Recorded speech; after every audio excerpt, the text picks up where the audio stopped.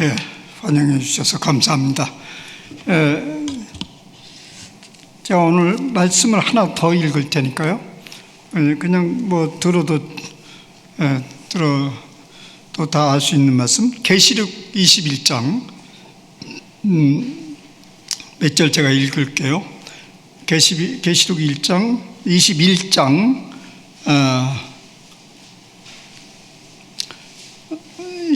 1에서 5절까지 제가 읽겠습니다.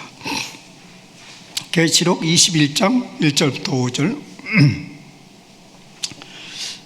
또 내가 새 하늘과 새 땅을 보니 처음 하늘과 처음 땅이 없어졌고 바다도 다시 있지 않더라. 또 내가 보매 거룩한 성 새 예루살렘이 하나님께로부터 하늘에서 내려오니 그 준비한 것이 신부가 남편을 위하여 단장한 것 같더라. 내가 들으니 보좌에서 큰 음성이 나서 이르되 보라, 하나님의 장막이 사람들과 함께 있음에 하나님이 그들과 함께 계시리니 그들은 하나님의 백성이 되고 하나님은 친히 그들과 함께 계셔서 모든 눈물을 그 눈에서 닦아주시니 다시는 사망이 없고 애통하는 것이나 고가는 것이나 아픈 것이 다시 있지 아니하리니 전 것들이 다 지나갔습니다. 보좌에 앉으신 이가 이르시되 보라, 내가 만물을 새롭게 하노라 하시고 이르시되 이 말은 신실하고 참되니 기록하라.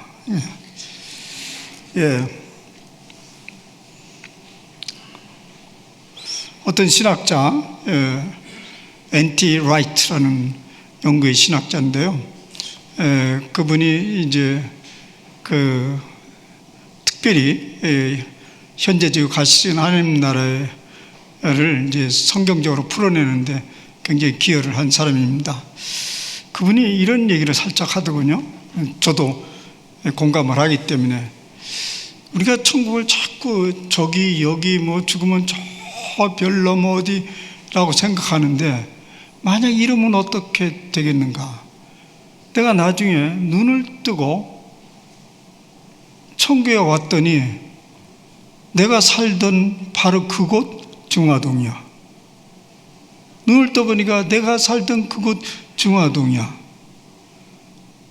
됩니까? 안 됩니까?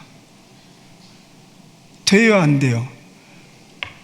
누구도 여러분들은 그런 상상을 하지 않고 있을 것입니다.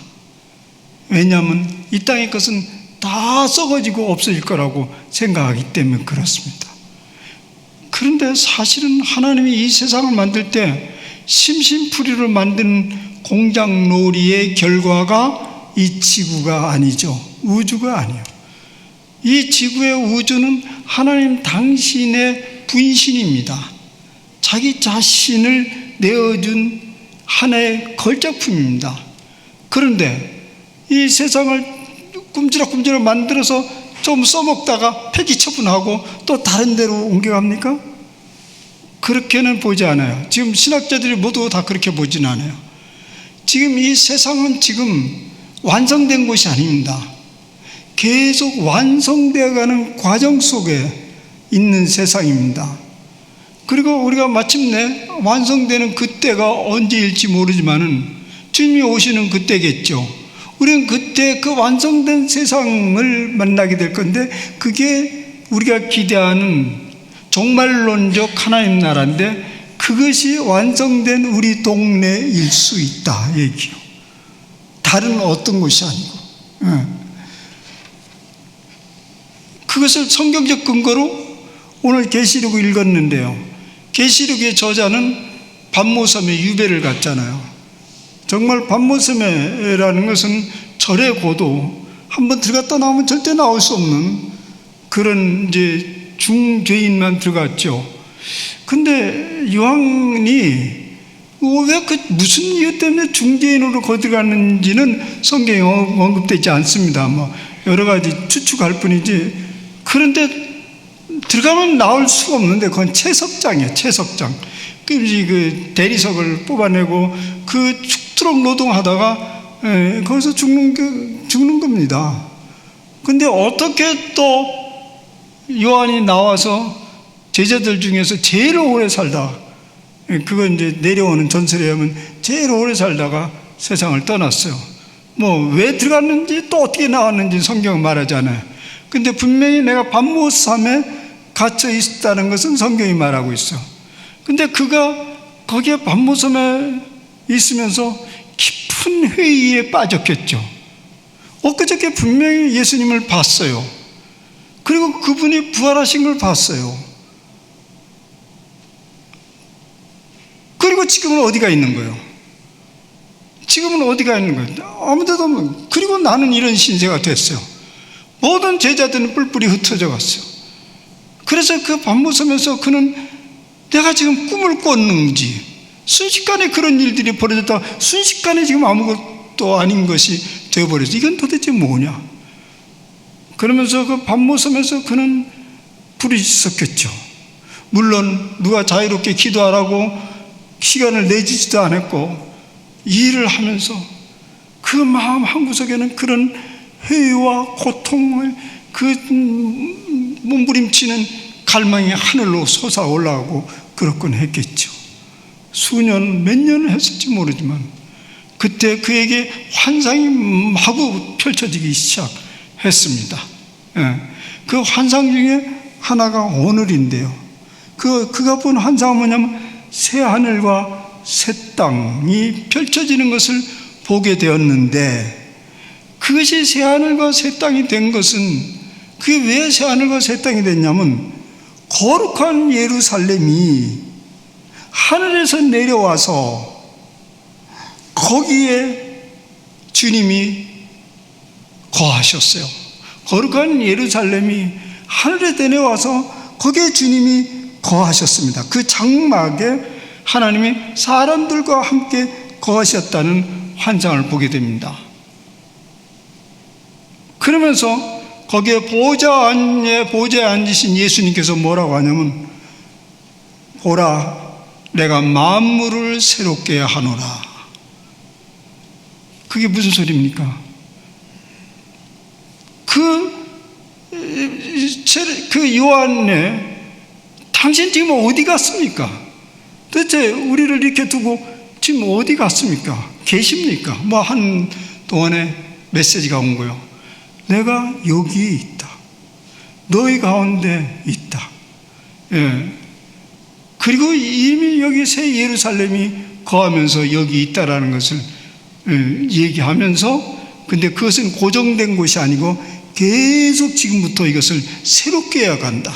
공생애 때 예수님께서 천국을 끌고 와서 천국 운동을 하는 것처럼 지금도 여전히 그분은 저 역사 너머에 사라진 것이 아니고 다시 역사 안으로 들어와서 하늘의 예루살렘을 끌고 여기에서 일을 하신다는 것입니다. 이런 근거로 신학자들은 얘기합니다. 우리가 눈뜬 하늘나라가 바로 여기 나는 광장동에 살고 있으니까 광장동이 될 수 있어. 그러나 물론 그런 세상은 지금처럼 지역적으로 이렇게 나눠져서 뭐 그런 것보다는 우리가 상상할 수 없는 어떤 완전한 세상이 펼쳐질 건데, 그것은 바로 여기에 연속선상이라는 것을 얘기하는 거죠. 우리는 하늘나라 하면 이게 하늘로 이렇게 올라가는 걸 상상하는데, 오늘 계시록에서도 보면 얘들아 힘들게 올라오려고 애를 쓰지 마라, 내가 내려갈게. 예수님이 내려오셨어, 그죠? 내려오셨다고. 내려오신 거예요. 근데 성경은 구름 타고 올라갔다 또 내려온다, 이런 것은 사실은 상징적인 얘기입니다. 하나님이 올라가고 내려오고가 어디 있어요? 온 천지가 당신의 것인데. 그리고 물리학적으로도 보자고요. 위아래라는 것은, 그것은 상대적인 공간 개념이에요. 여러분, 이 우주선을 타고 저 올라가면 지구가 저 하늘에 떠 있는 하나의 별이 되고 있어요. 아시죠? 저기 떠 있어요. 우주선에 올라가면. 우리는 여기서 이게 달이 저기 떠올라 있고, 온 세상은 하나님의 그냥 하나의 덩어리예요. 그러니까 이제 우리 입장에서 볼 때 하나님은 여기에 계시는 것입니다.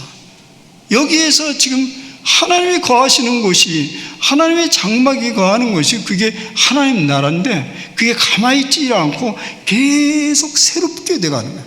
새롭게 된다. 지금 역사적으로 볼 때도 엊그저께 어제 얘기한 대로 역사적으로 볼 때도 얼마나 이 세상이 새롭게 되었습니까? 무엇이 새롭게 됐냐? 인간 이해가 엄청나게 달라졌어요. 오늘 우리 중에 그 2000년 전에 혹은 2000년은 그만두고 합시다. 지금부터 100여 년 전에만 있어도 우리 중에는 어떤 사람은 사람도 아닐 거예요. 어떤 사람은 왕처럼 굴 거예요. 근데 그게 바로 누가 그렇게 만들었어요? 팔자예요. 운명이에요. 어떤 사람은 상놈으로 태어나고 어떤 사람은 양반으로 태어나고 어떤 사람은 지금 얘기를 하는 게 아니에요. 옛날에 아낙네로 태어나고 어떤 사람은 남자로 태어나고 어떤 애는 애고 어떤 사람은 어른이고 여기에 한쪽은 사람이 아니요. 사람이 그 중에서 되는 사람도 있고 도태되는 사람도 있어. 우리 여성들은 일생 한 맺힌 삶을 살아가지 않았어요. 우리 유교 사상에 그게 있잖아요. 어릴 때는 아버지를 쫓다가 그리고 결혼해서는 남편을 쫓다가 그리고 나이가 들어서는 아들을 쫓아 살다가 가는 것이 인생이다. 내 인생은 한 번도 살아보지 못하고 살아가는 것이 우리 여성들의 삶이었어요. 우리 어머니도 돌이켜보면 그런 삶을 살았어요. 우리 어머니도 일찍 과부가 32살에 전쟁 이후에 이제 일찍 과부가 되면서 살아가면서 보면 한 번도 당신 자신의 생애를 살아보지를 못했어요. 그 불쌍한 젊은 시절에 과부가 된 그분을 불쌍히 여기는 사람 아무도 없었어요. 사회가 그랬어요. 적자생존으로 살아가는 것이었어요. 살아가면서 내가 수도 없이 소리를 들었어요. 내가 무슨 전생에 죄가 있길래 무슨 죄가 있어요. 약한 남편 상대 죄라면. 근데 결국은 나이가 한참 이제 들어서 제가 우리 형제들이 다 할 일을 다 마치고 이제 그래도 살만하게 살아가니까 아이고 내가 시잘데없이 이렇게 몸부림쳤구나. 세상은 하나님 뜻대로 자꾸 변화되고 새로워지는 것을 그냥 보고 있으면 될 걸 갖다가 내가 쓸데없는 이렇게 몸부림치면서 하소연했구나. 그런 말씀을 하시더라고. 근데 지금은 얼마나 달라졌어요. 우리 아무도 함부로 하지를 못해요. 가끔 우리 딸하고 얘기하다가 이게 내 고리타분 꼰대 같은 사고가 아직 남아가지고 그런데 말이야 여자들이 그래. 아빠 여자가 뭐예요? 여자들이 그래. 여자가 어떤데 뭘. 나 그 비하 발언한 게 아니고 그냥 얘기한 거거든. 근데 여자들이 이랬다고. 그래 미안해. 여인들이라고 할 때 그 여인들이 그러면 빈정거리는 거야? 아이고 우리 딸만 앞에서 내가 그냥 말 조심하라고 얼마나 꼰대 같은 말을 조심하는지 아무도 무시할 수가 없어. 요즘에 좀만 누가 무시를 당해봐요. SNS에 그날 쫙 올라가고 난리죠. 그건 어떻게 하면 내가 소중하기 때문에 다른 사람도 굉장히 소중히 여기고 요새 젊은 사람들 보면 다른 사람들 생각하는 일이 우리를 탁월하게 뛰어넘어요. 뭐 맨 처음에 젊은 사람을 보면서 뭐 자기밖에 모른다, 뭐 깍쟁이 같다, 뭐 제멋대로 되게 마음에 안 들어하지만 그러나 정의로움은 타자의 생명을 생각하는 것은 우리가 따라갈 수가 없어요. 한번 보세요. 젊은이들 하는 그 사회 지금 함부로 못하는 게 다 젊은이들 때문에 그래요. 찰카다 찍어가지고 짜르륵 돌려버리면 그냥 끝나는 거예요. 이게 다 얼마나 하나님의 다스림이 우리가 하나님의 각자는 하나님의 얼마나 소중한 하나님의 형상대로 지음받은 하나님의 자녀들 아니에요. 근데 그 자녀들의 회복이 지금 이렇게 발전돼 가고 있습니다. 이게 하나님 나라예요. 하나님의 징조예요. 우리는 그것을 그냥, 사실 우리는 인생이 너무 짧잖아요. 그러니까 자기 생애밖에 들여댈 줄을 몰라. 그러니까 언제나 이런 줄을 알아. 그죠? 그래서 우리는 역사를 공부하는 거잖아요. 그러면 언제나 이러지 않았다는 것을 알게 되면서, 하나님이 이 세상을 끊임없이 완전한 세상으로 끌어가고 있구나. 그 중에 예수님께서 오늘 계시록에서 그 말이 딱 맞는 거예요. 내가 만물을 새롭게 하노라. 날마다 새로워지는 세상 속에 우리가 살고 있습니다. 이제 우리는 그 에덴 동산, 오늘 에덴 동산을 떠올리는, 여러분 이제 에덴 동산 하면 무슨 생각을 가지고 있냐면, 에덴 동산, 그래 에덴 동산 그거 완전한 세상을 떠올리게 되죠. 여러분, 그런데 에덴 동산은, 제가 물어보겠어요. 에덴 동산은 도저히 도달할 수 없는 망가진 옛 이미지인가요? 에덴 동산은 우리는 더 이상 도달할 수 없는 망가진 옛 이미지요. 그렇게 많이들 보죠? 그래서 우리는 신락원 했다고 하잖아요. 그리 거슬러 올라가려고 한다잖아요. 그렇게 믿으면 이 에덴 동산의 이미지는 더 이상 우리에게 유효한 이미지가 아니죠.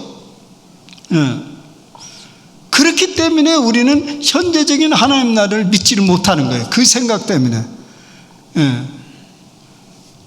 근데 결론적으로 얘기하면, 우리가 생각하는 그 이상적인 에덴 동산은 본래 있지를 않았어요. 여러분들 좀 충격일지 몰랐는데 제가 그렇게 풀어 가보겠습니다. 왜 그런지. 여러분, 에덴 동산은 어디인가? 그러면 우리가 얘기하는 에덴 동산은 결론적으로 우리가 살아가고 있는 이곳이고, 특별히 구체적으로 얘기하면 부름받은 일터가 에덴 동산이에요. 왜 그런지를 지금부터 이제 풀어가겠습니다. 이제 이게 지금 당장 에덴 동산이 여기고, 우리가 부름받은 일터가 에덴 동산이라고 한다면, 이 고전적인 성경 해석학자들의 영향을 받은 사람들은 도저히 받아들이기 어려울 거예요. 왜냐하면 에덴 동산이라는 것은 그 일터처럼 전쟁하는 그런 터전 아니라고 보는 거죠. 그죠? 왜 그러냐면 이 성경 구절을 가지고 그렇게 얘기를 해요.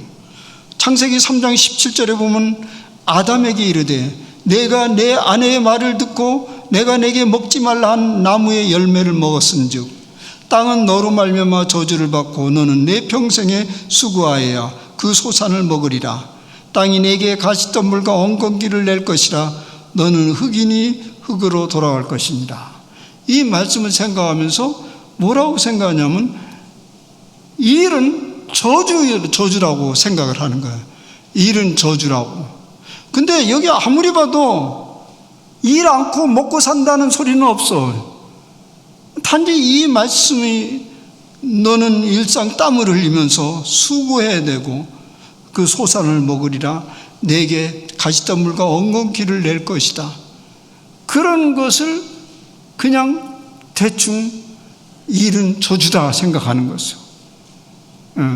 근데 우리가 동일한 일을 하면서도 전쟁같이 몸부림치면서 하는 일터도 있고, 그 일터를 아주 행복한 나의 삶의 자리로 생각하면서 살아가는 일터도 있는 거예요. 그런데 타락한 인생들은 바로 그것을 전쟁하듯이 일을 하는 거예요. 여러분, 밭을 읽으면서 그 행복한 농부들은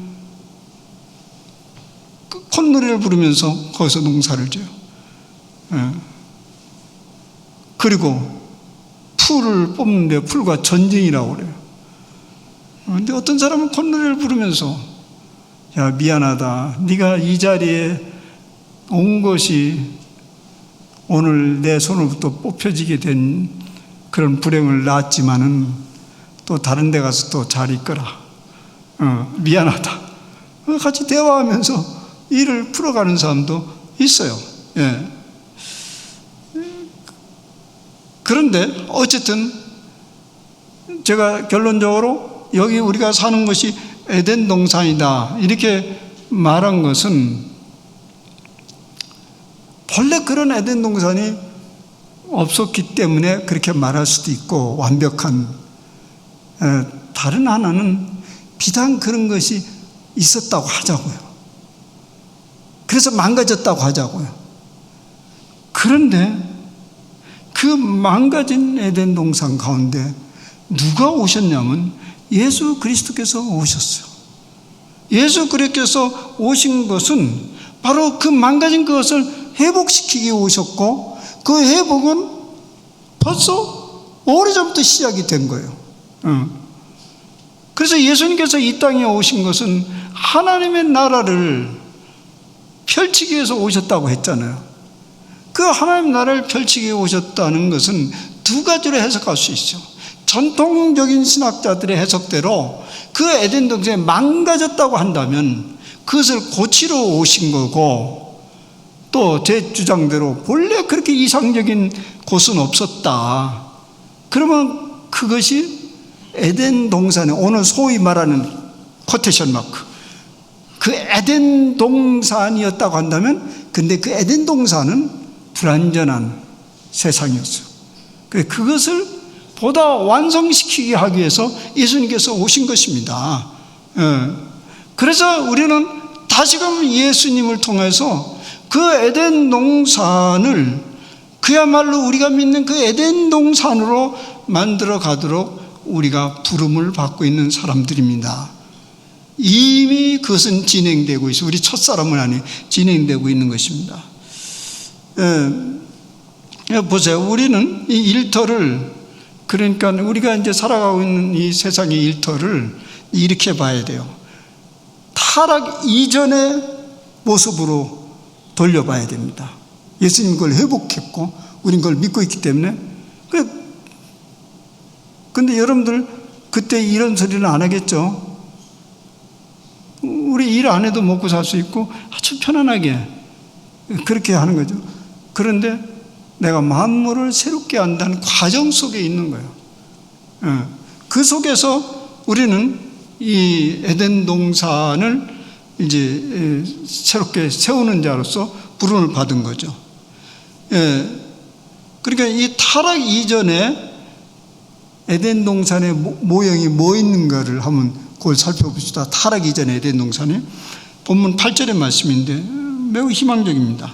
여호와 하나님이 동방의 에덴에 동산을 창설하시고 그 지으신 사람을 거기에 두느니라. 여기에 자세히 보면요, 에덴의 동산이요, 에덴 동산 아니고 에덴의, 동방에 에덴이라는 것이 있었는데, 동방에 동쪽에 에덴이라는 장소가 있었는데 거기에 동산을 하나 만들었어요. 그리고 거기에 사람을 두어서 살도록 했습니다. 근데 이 에덴이라는 곳에 동산을 만드셨다는 그 동산이라는 뜻은 본래 뭐냐면, 이 동산이라는 것은 헬라 원어로 울타리를 치다 이런 뜻이에요. 울타리. 그렇게 살려고 일정한 곳에 울타리를 쳤다는 얘기요. 에덴은 지역 이름이요. 그 지역에 울타리를 쳐주었고 거기에서 살거라 영역을 정해준 겁니다. 그런데 이 에덴 동산이 오늘 모조리 다, 심지어 성서학자들까지도 소위 에덴 동산, 완벽한 그 이상천으로 생각하게 오해를 낳은 원인이 있었어요. 본래 뭐냐면 이 에덴 동산이라는 것이 그 헬라어로 번역될 때 이 구약 성경이 BC 3세기경에 헬라어로 한번 최초로 번역이 됐었어요. 그게 소위 우리는 70인역 성경이라고 그래요. 원래 구약 성경은 히브리서로 됐거든요. 근데 그 알렉산드리아에서 알렉산더 대왕이 엄청난 제국을 이제 정복을 했잖아요. 그래서 알렉산더 대왕을 기념해서 그 이집트 북부, 아프리카 그 북부죠. 거기에 알렉산드리아라는 도시를 세웠죠. 근데 그것은 이제 그 도시를 뭘로 발전시켰냐면 최고의 학문의 도시로 졌죠. 그래 거기에 엄청난 도서관이 섰어요. 그래서 세계의 문물을 모조리 다 모은다는 야심을 가지고 있었어요. 그래서 모든 경전들, 고전들, 뭐 이런 책들, 문물들 다 그리 모았어요.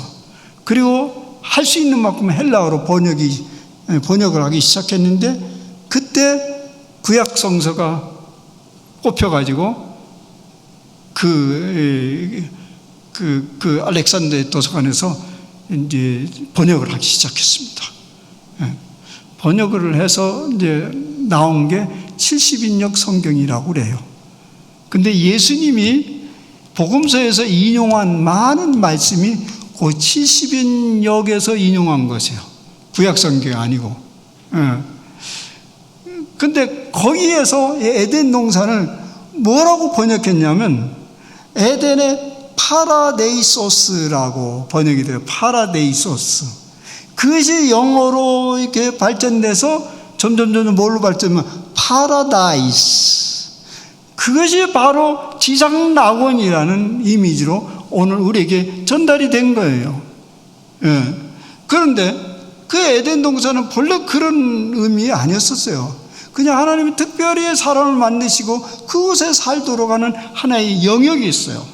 그러면 이제 하나님께서 그곳에 사람을 두고 무슨 일을 하셨냐? 거기서 영역을 두고 거기서 살라고 그랬어요. 그게 에덴 동산, 거기서 살라. 그러니까 1차적으로 우리가 이제 에덴 동산을 두 가지로 생각합시다. 우리가 꿈꾸는 에덴 동산, 그걸로 이제 좀 생각합시다. 그것이 진짜 우리가 지상낙원 같은 그런 하나님 나라로 만들려고 한다면, 그게 어디냐면 하나님 나라라고 한다면 하나님이 우리 뜻대로 살라고 명령을 한 그곳이 바로 하나님 나라예요. 여러분, 근데 우리 머릿속에는 무슨 이미지를 가지고 있냐면 에덴 동산이라는 것은 일도 하지 않고 언제나 먹고 싶을 때 먹고 쉬고 싶을 때 쉬고 빈둥거릴 때 빈둥거리고 그냥 자기가 하고 싶은 대로 그렇게 살아갈 수 있는 동산을 에덴 동산이라고 생각하죠. 걱정도 근심도 골치 아픈 일도 없는 그런 것을 에덴 동산의 이미지로 생각하죠. 과연 하나님께서 처음부터 그런 곳으로 만들려고 그렇게 보내셨을까요? 여러분, 이런 말이 있습니다. 노동이 없는 부는 망하고 도덕이 없는 쾌락은 망한다. 무엇이든지 할 수 있는 곳, 노동을 필요치 않는 그곳에는 권태와 방종과 죽음만 기다릴 뿐이다. 이미 어제 얘기했어요. 부끄럽다 얘기. 근데 일단 성경은 뭐라고 얘기하냐면 그 에덴 동산에 이 울타리를 치고 여기 살라. 그러면 뭐 하면서 살지요? 이렇게 물어보면 답이 금방 나와요. 8절에 여호와 하나님이 동산에 동방의 에덴의 동산을 창설하시고 그곳에 지으신 사람을 두시니라. 그리고 여호와 하나님이 그 사람을 이끌어 에덴 동산에 두어 그것을 경작하며 지키게 하라. 이랬어요. 그것을 잘 가꾸어 가라. 일하라. 이런 뜻입니다. 에덴 동산도 처음부터 일하면서 먹고 살도록 했던 것이지 그냥 하늘에서 내려와서 먹게 한 것이 아닙니다. 그런데 그 에덴 동산이 그렇게 우리가 꿈꾸는 에덴 동산이 되려고 한다면 하나님이 그렇게 만들어준 게 아니라 앞으로 너희들이 만들어 가라. 그 몫은 누구의 몫이었냐면 아담의 몫이었고 또 우리의 몫입니다. 그 행복을 만들어가는 수단으로서 하나님께서 일을 주신 것입니다. 그래서 에덴 동산은 어떠한 곳이냐? 하나님이 우리로 하여금 살라고 명한 일단 그곳이고, 그 다음 거기에서 일을 줬다면 그 일하면서 사는 그곳이 바로 에덴 동산이란 말입니다. 잠시 저는 그 에덴 동산의 의미를 한번 제 삶의 경험으로 한번 생각을 해보게 됩니다. 저도 농사를 져봤어요. 물론 생계거리로 한 건 아닌데, 지금 모세골에서도 농사를 져봤고, 근데 거기는 뭐 제가 많이 하지 않는데, 옛날에 학교에 있을 때 그 농사 좀 한번 지고 싶어서 우리 몇 사람들과 농사를 한 100평 정도 같이 농사를 진 적이 있어요. 근데 농사를 져보니까요, 그 심을 때는 정말 보잘것없는 무엇이 날까 하는데 그게 자라는데 무섭게 자라더라고요. 특별히 그 고추를 심었는데, 그 고추를 한 골, 한 100평이니까 꽤 긴 길을 쭉 해서 2골을 심었어요. 근데 정신없이 나더라고. 이거 어떻게 처치 올라가게 그렇게 날 줄은 몰랐어요. 우리 한 개인의 한 가정에 먹고 살 만한 양은 한 철 나무 한 개면 돼요. 고추나무. 근데 그것을 이렇게 보면서, 자라가는 걸, 농산물을 보면서 너무 탐스럽고 아름답게 느껴지는데, 그것을 돈으로 계산하다 보니까 그게 너무나 불경스럽게 느껴지더라고. 그래서 고추를 이렇게 따가지고 한 봉지 갖다 놓으니까 그게 3,000원을 한대요. 사실 그게 너무 많아가지고 뭐 가져가지도 않고, 그래서 우리 같은 멤버들이 한번 팔아보자. 그래서 그 중에 한 분이 남대문에서 장사를 하는 분이 계셨어. 우리 같이 농사하던 분이요. 그래서 거기다가 이거 고추를 넣어가지고, 이게 무궁회거든요. 전혀 약을 안 치고. 그 무궁회라고 해서 그걸 수확을 해서, 물론 풋고추예요, 파란 거. 그래서 놨는데 순식간에 다 팔렸어요. 근데 그 총 돈이 얼마냐면 6만 원이었었어요. 허무해요. 그 자식과 같은 그 농산물이 그렇게 땀 흘려 하는 것이 6만 원. 그 고추에게 너무 죄송스럽고 불경스럽다는 생각이, 이 돈이 들어요. 고작 몇 천 원에, 몇만 원에 팔려가는 그런 것이 아프게 느껴져요. 그게 땀 흘린 대가라니? 그 땀 흘린 건 그만두고 그 탐스럽게 자식과 같은 그것이 그렇게 팔려가다니, 그런 얘기입니다. 그런데 만약에 그것을 경제적 가치로 계속 계산하면서 농사를 짓는다면 사실 그것은 굉장히 고통이죠. 그래서 농사를 직업으로 하는 사람들이 굉장히 고통을 겪는 거 아니에요. 그거 가지고 이게 돈이 되지 않기 때문에.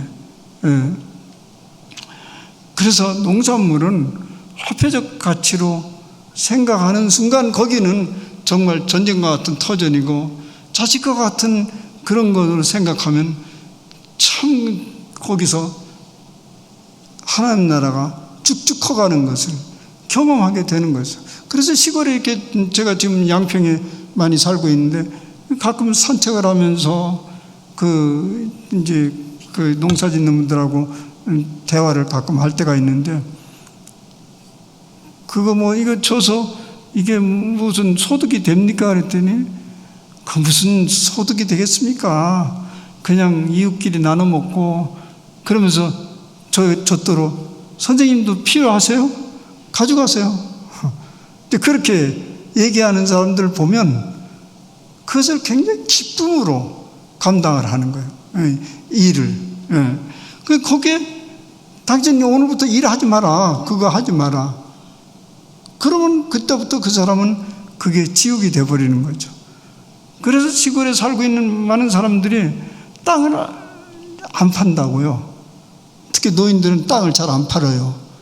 그게 이제 요새 땅값이 많이 올라서니까 돈이 되는데도 아직까지 붙들고 있어요.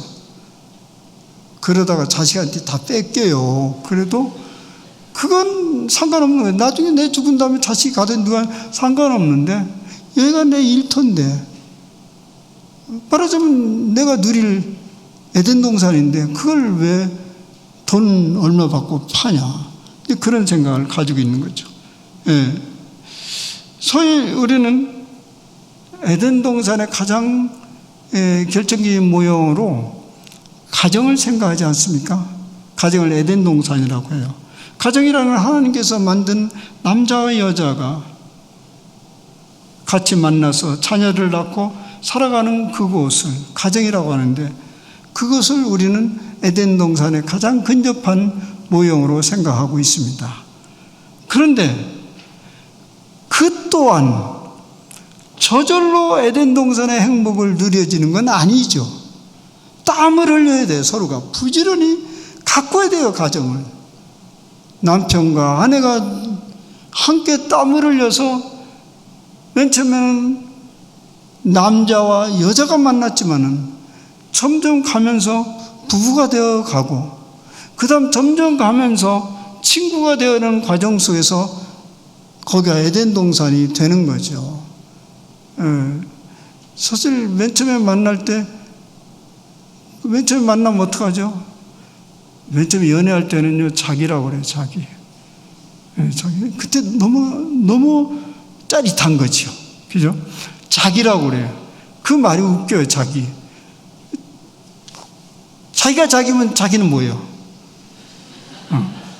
그게 뭐냐면 자기도 자기고 나도 자기라는 거예요. 지극한 행복을 그렇게 표현한 거예요. 너나 나나 한 게 없죠. 그런데 그것은 아직 성숙한 거 아니에요. 성숙한 거 아니라고. 근데 결혼하면 그게 살짝 떨어져요. 어떻게 떨어지냐면 여보, 이렇게 여보, 이게 살짝 떨어져요. 자기 안에.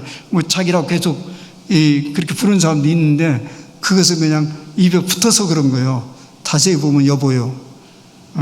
여보가 뭡니까? 그 여보 하다가 나중에 이제 화가 나면 여보세요. 그렇게 발전인 거예요. 여보세요.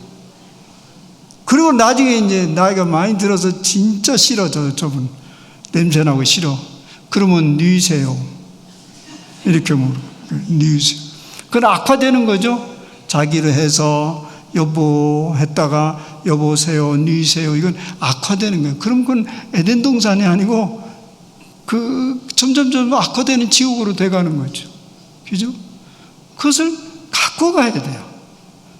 가장 에덴 동산 나온 모델인 가정도 저절로 되는 게 아니에요. 일해야 돼요.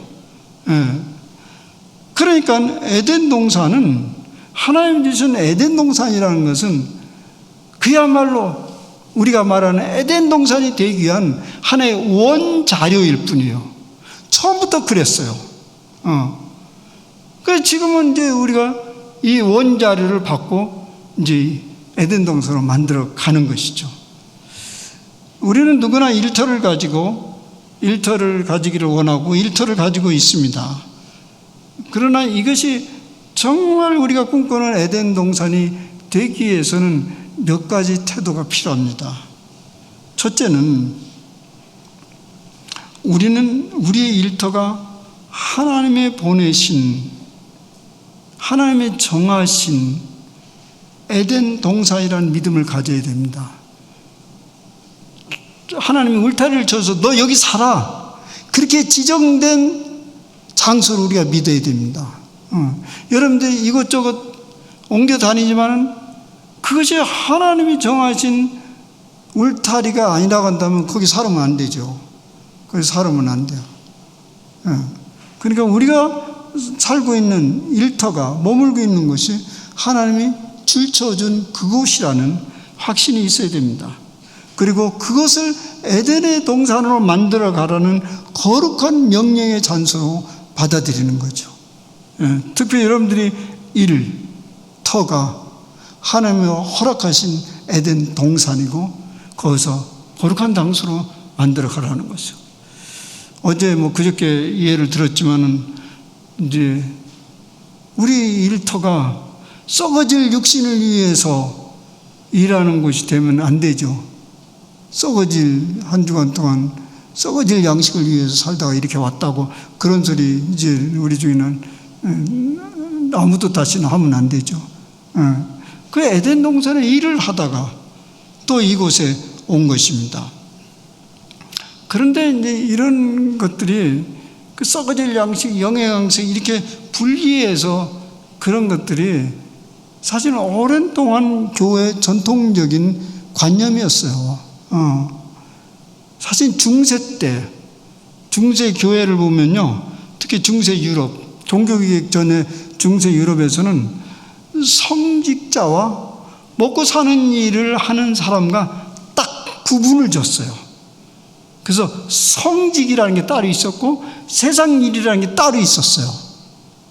성직은 누가 성직자냐면 수도사, 신부, 수녀 이런 사람들이 성직자였어요. 왜냐하면 그런 사람은 하나님의 거룩한 일을 수행한다고 봤기 때문에 신령한 직분이라고 했습니다. 그 밖에 다른 사람들은요, 일반적인 노동한 그런 사람은 천박하고 불가피한 세속적인 일로 봤습니다. 심지어는요, 이 성직 입장에서 왕족, 귀족, 장인, 농부들로 다 그 세속적인 직업으로 봤어요. 근데 이걸 보고 종교개혁을 한 루터가 이 부분에 대해서 매우 맹렬한 공격을 퍼붓니다.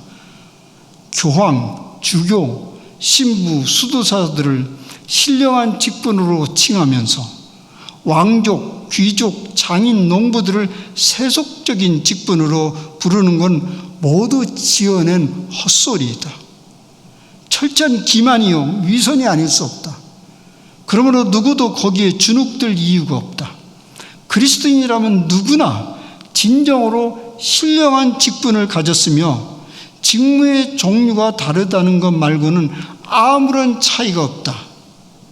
사도 바울의 말처럼 너희는 왕같은 제사장이요 거룩한 날의 백성이라고 한다. 그러므로 하나님은 그리스도인들을 너나 없이 동등하게 일로 부르셨다.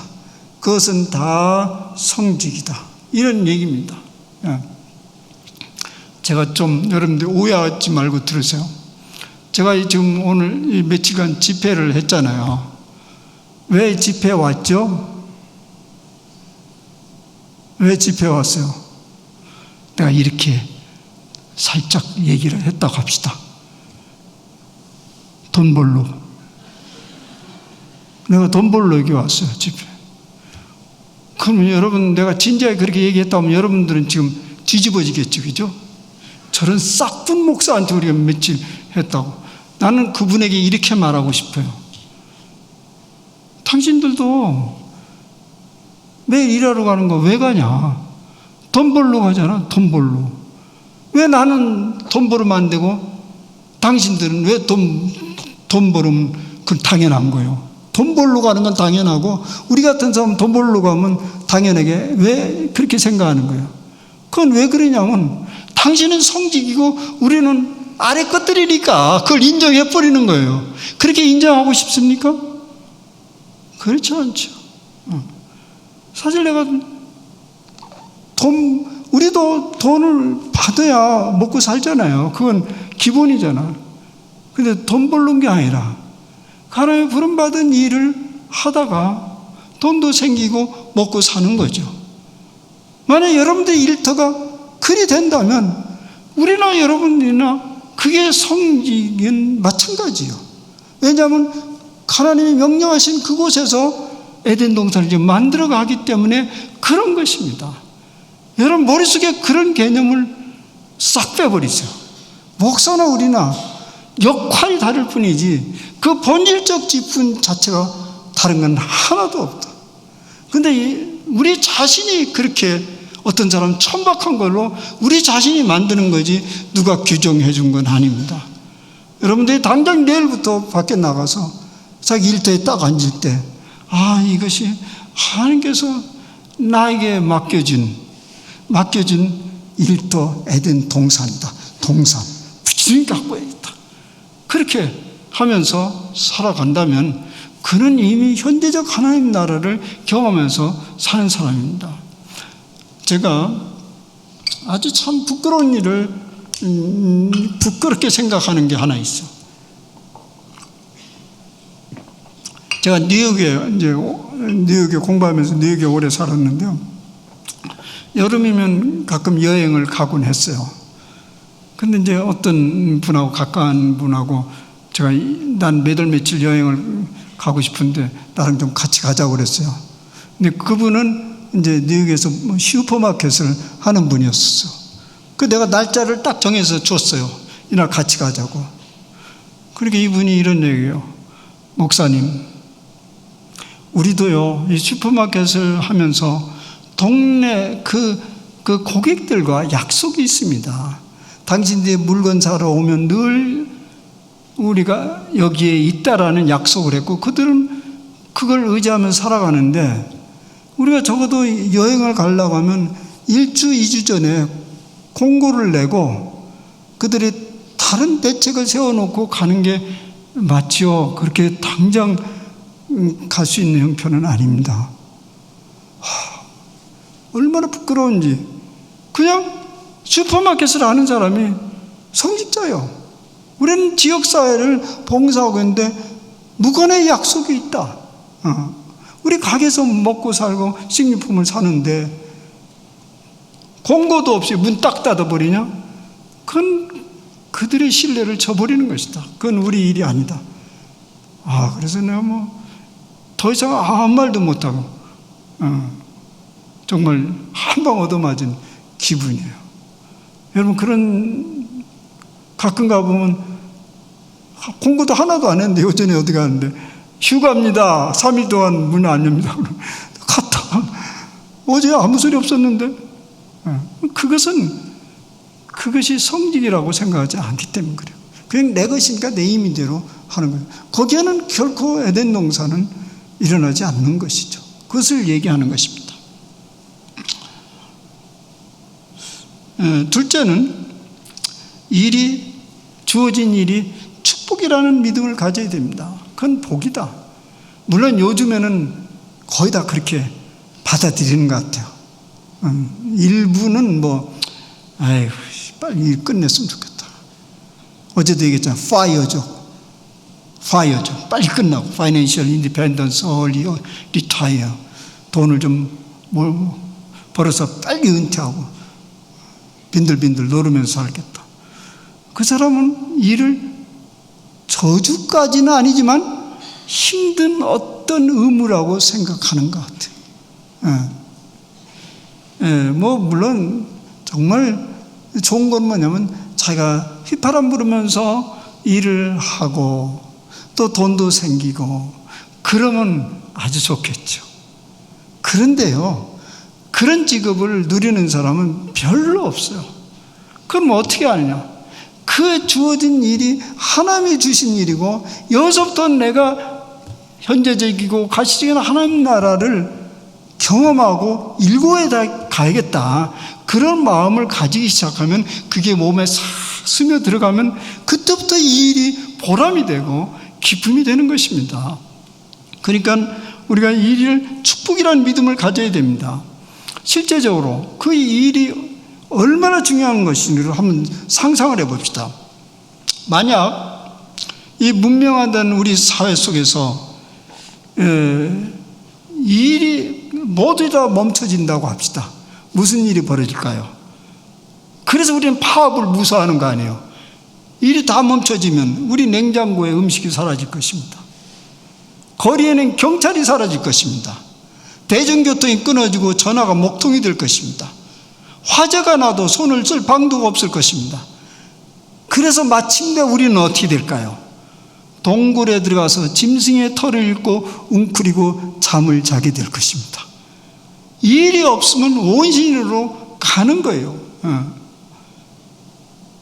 이 세상을 맑히고 살기 좋은 에덴 동산을 만들어 가는데 기여를 하는 것은 우리의 일터이고 일입니다. 셋째는 일을 돈을 버는 수단으로 생각하지 말고 이웃을 섬기고 부름받은 이웃을 섬기도록 부름받은 곳으로 생각해야 합니다. 우리의 일이 육신을 위하여 썩어질 것이 되지 않기 위해서는 우리 일터가 주님의 부름받은 곳이어야 됩니다.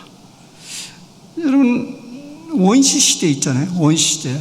화폐가 나오기 전에, 화폐 문화 이전에는 물물 교환 수단이었잖아요. 물물 교환.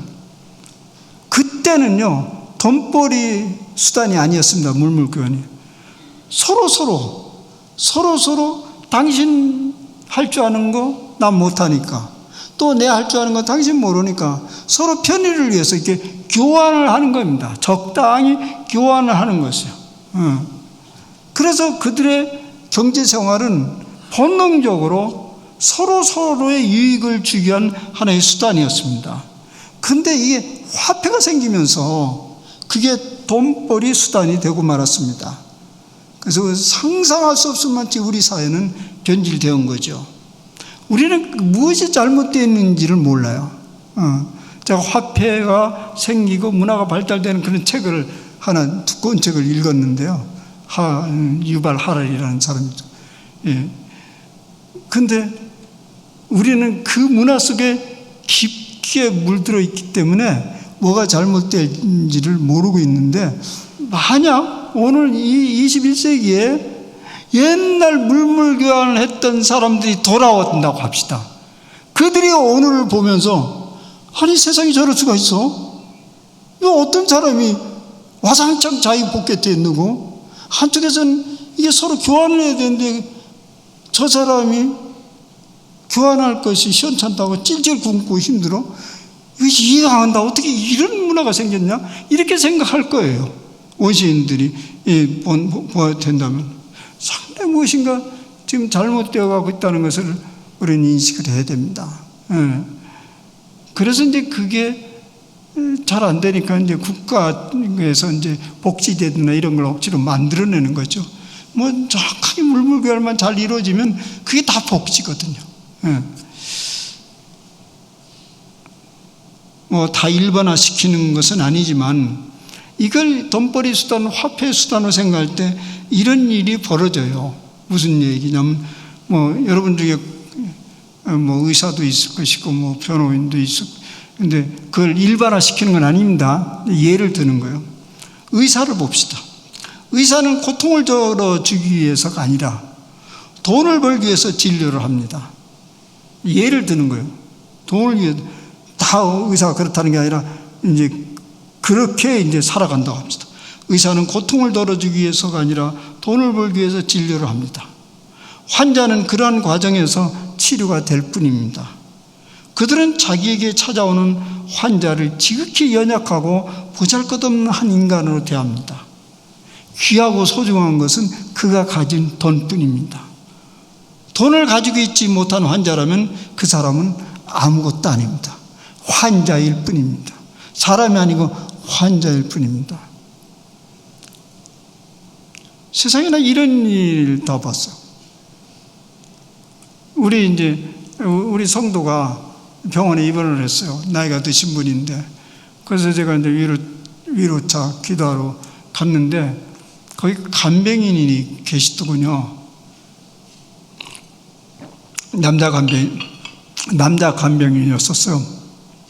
근데 어떻게 이게 내가 보니까 함부로 하든지. 그런데 사실은 우리 교인 그 환자는요, 의사예요. 그럼 나이가 들어서 지금은 활동을 하지 못하고 있지만 의사예요. 그래서 하도 이 간병인이 뭐 막 전문 용어를 막 쓰면서 오래 간병을 한 모양이에요.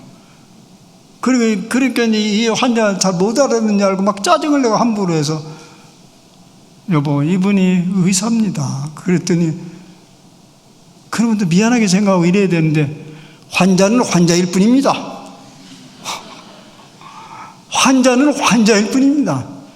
사람이 아니라는 거예요. 환자는 환자, 잔소리 말고 내가 하라는 대로 도움을 받으면 그뿐입니다. 이렇게 나오는 거예요. 아니, 하물며 간병인도 그런데 의사들을, 돈벌이에 눈이 거기에만 관심 있는 사람들은 환자는 환자일 뿐이죠. 변호사 봅시다. 변호사 역시 정의를 실현하는 열정이 없이 보다 더 많이 돈을 벌어들이는 수단으로 생각한다면 그에게 법은 정의를 세우는 수단이 아니고 법을 이리저리 남용하면서 돈벌이 수단에 불과합니다.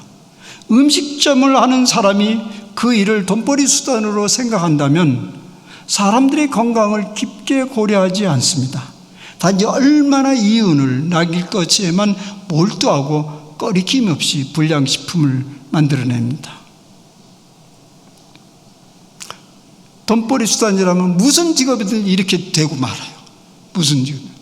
그러나 하나님 주신 일터에서 하나님이 주신 재능을 10분 발휘해서 사람들을 섬기고 봉사하는 일을 감당하면서 이것을 하나님 나라로 만드는 소명을 가진 사람은, 의사는 어떻게 하든지 환자와 함께하며 그 고통을 벗어나게 해주려고 애를 쓰게 됩니다. 하나님이 그런 일에 사용하도록 재능을 주셨기 때문입니다. 누구나 의사 되고 싶다고 되는 게 아니잖아요. 하나님이 재능을 주셨어요. 그러니까 하여튼 환자와 함께 고통하며 애를 씁니다. 변호사는 이 땅에 하나님의 정의를 세우도록 대리자로 세운 것입니다. 그러니까 거기에 관심을 가지면서 어떻게 하면 이 정의로운, 돈이 얼마 되든 안 되든 정의로운 일을 해보려고 애를 쓰는 거죠. 왜냐하면 그 재능을 아무나 주신 것이 아니기 때문에 그렇습니다.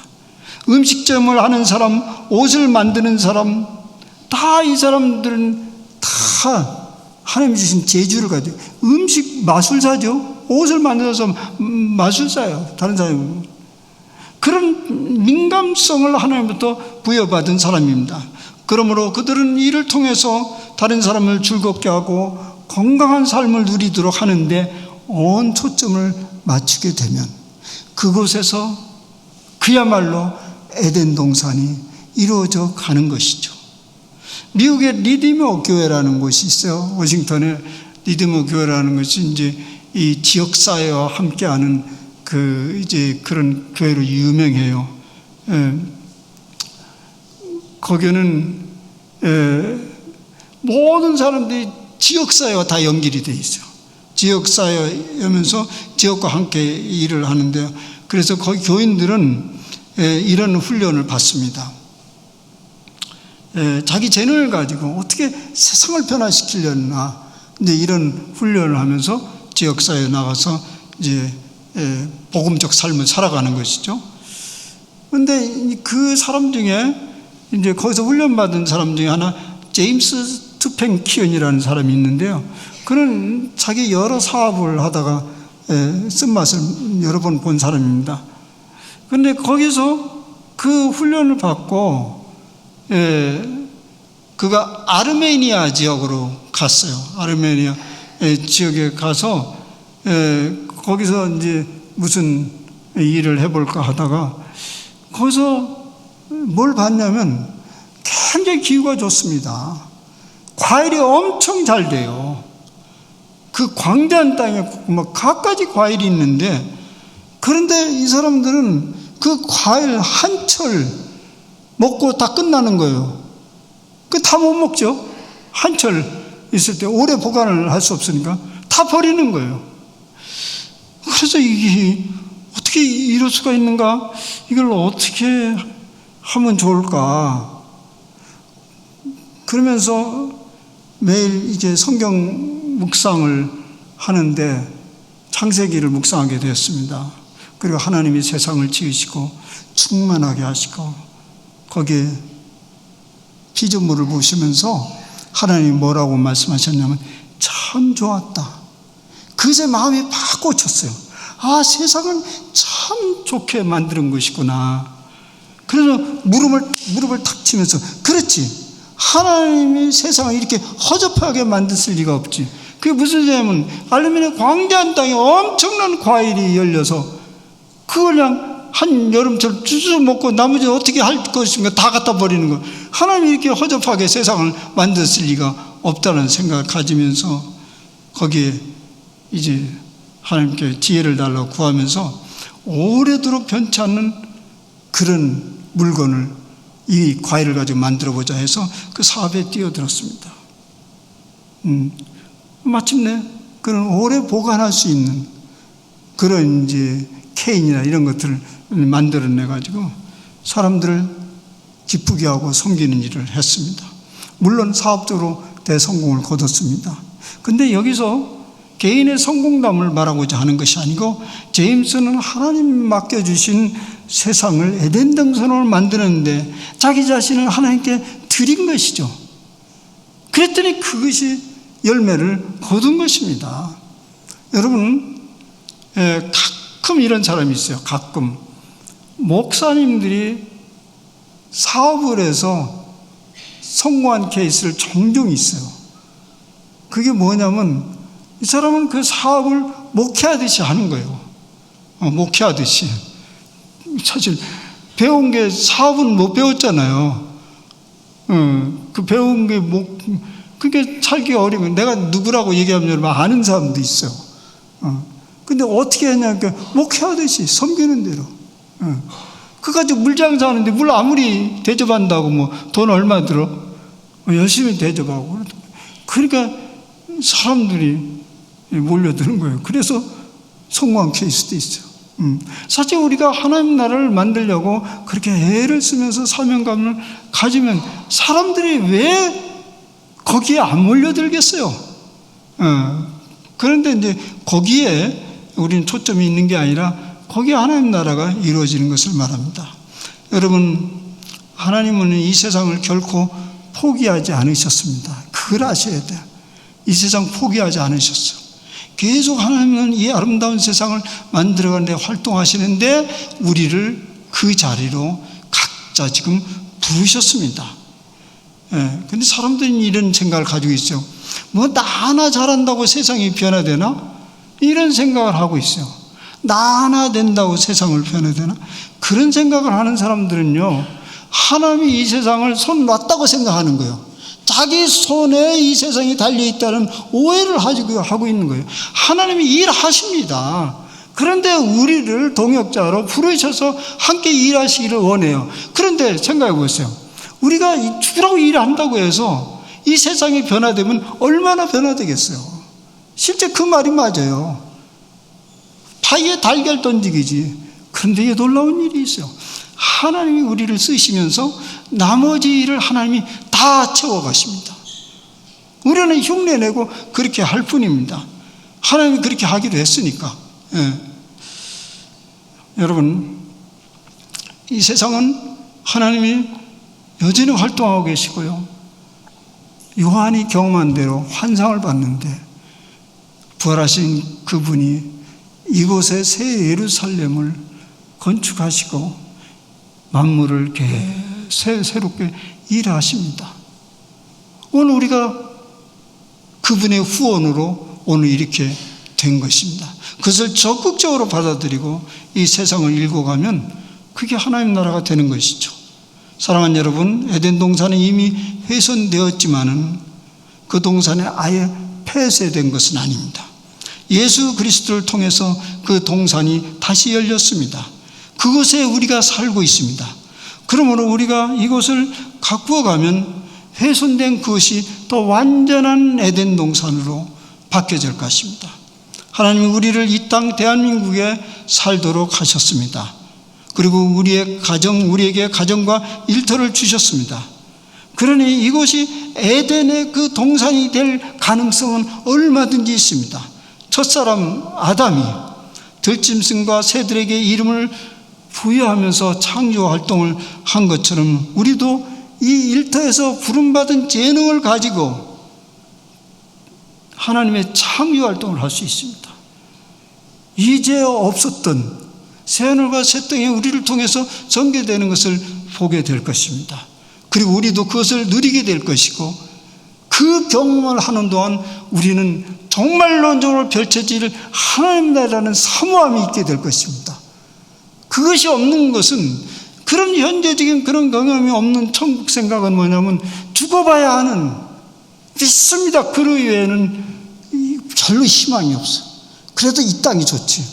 근데 이 땅에서 계속 그것이 이루어지는 걸 보게 되면 그 나라가 소망스러워지죠.